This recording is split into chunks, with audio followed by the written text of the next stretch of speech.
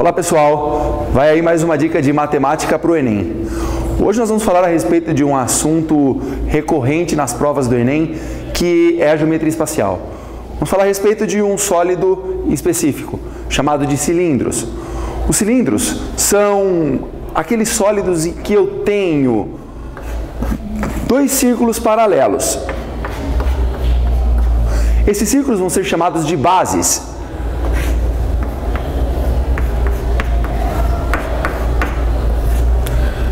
Eu tenho depois uma região que une essas bases. Essa região nós vamos chamar de superfície lateral. Nós temos dois tipos de cilindros que são estudados. Os cilindros oblíquos, que são aqueles em que as nossas bases não estão alinhadas. Vamos entender isso de uma outra maneira. Eu tenho o segmento que une os centros das bases. Esse segmento é chamado de eixo. Eu tenho os segmentos que unem também as nossas bases, chamados de giratrizes. Reparem que nesse caso, o eixo e as giratrizes, eles não são perpendiculares à nossa base. Nesse caso eu digo que o nosso cilindro é um cilindro oblíquo. Eu tenho um segmento perpendicular que sai de uma base e chega no plano que contém a outra base. Olha o plano aqui, pessoal, ó. O plano que contém outra base.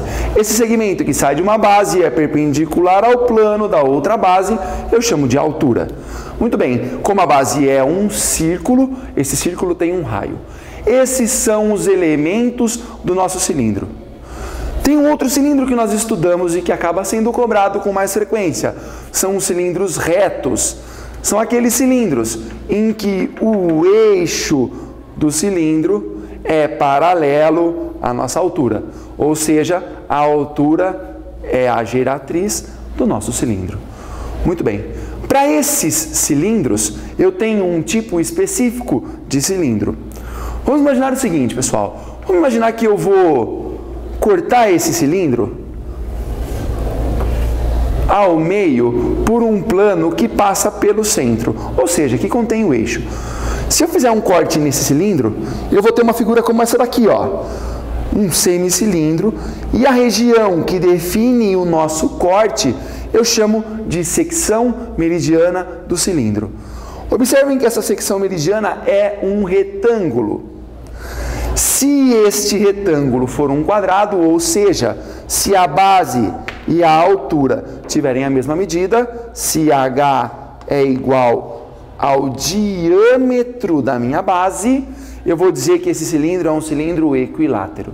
Muito bem, atendem pessoal, se falarem que o cilindro é equilátero, é porque a altura e o diâmetro da base são congruentes. Vamos lá.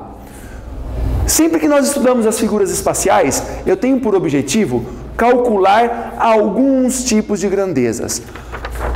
Os principais são as áreas definidas pelas superfícies que definem o nosso cilindro.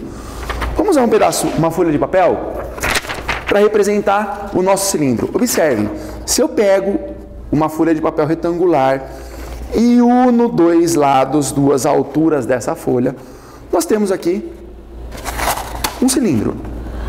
Observem, pessoal, que a base da nossa folha define a base do cilindro. Então, olha só, quando eu planificar este cilindro, eu vou ter um retângulo que representa a superfície lateral. Quais são as dimensões desse retângulo? A altura do retângulo, olha, vamos colocar ele aqui na frente, ó. A altura do retângulo é a altura do cilindro. E a base do retângulo, lembra só? A base do retângulo é o perímetro da base do cilindro. Por isso que eu coloquei aqui que a base do retângulo é 2πr. Temos também as duas bases, que são círculos de raio R. Muito bem. Se eu vou calcular as áreas dessas superfícies, eu posso ter a área da nossa base, indicada aqui por SB, como é um círculo, é πr². a área da superfície lateral. Lembrem-se, a superfície lateral é um retângulo de dimensões h e 2πr. Por isso que a área da superfície lateral é 2πr vezes a altura, base vezes a altura. Olha só, a superfície total, eu tenho duas bases circulares e a nossa superfície lateral. Por isso eu vou escrever que a área total é o dobro da área da base mais a área lateral. Essa equação fica assim. Se eu substituir essas duas equações anteriores, eu vou ter 2πr ao quadrado mais 2πrh.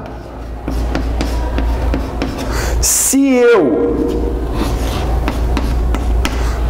encontro os fatores comuns dessa expressão, 2πr, eles vão em evidência. E aí nós temos uma equação para a área total, 2πr, que multiplica R mais H. Por fim, pessoal, quando eu quero calcular a capacidade de um cilindro, eu vou definir o volume do cilindro. Para isso eu vou pegar uma situação bem específica. Vou tomar um cilindro com uma certa área da base e uma certa altura. Vou tomar um prisma que tem a mesma área da base do cilindro, ou seja, esse círculo e a base do nosso prisma, que no caso é um retângulo ou um quadrado, tem a mesma área, ambos de mesma altura. Agora vamos pensar no seguinte, pessoal, nós já vimos que o volume do prisma, ele é a área da base, a superfície da base, vezes a altura do nosso prisma. Muito bem. Agora, existe um princípio chamado princípio de Cavalieri,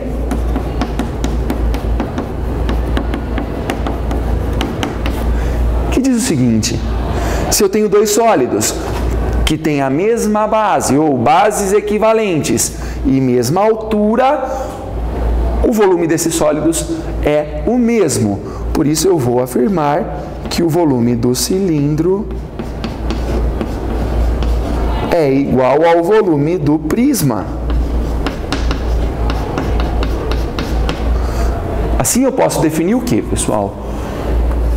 O volume do nosso cilindro sendo a superfície da base vezes a altura, e sabendo que a área da base é πr ao quadrado, já que a base é um círculo, eu tenho a equação πr ao quadrado vezes h.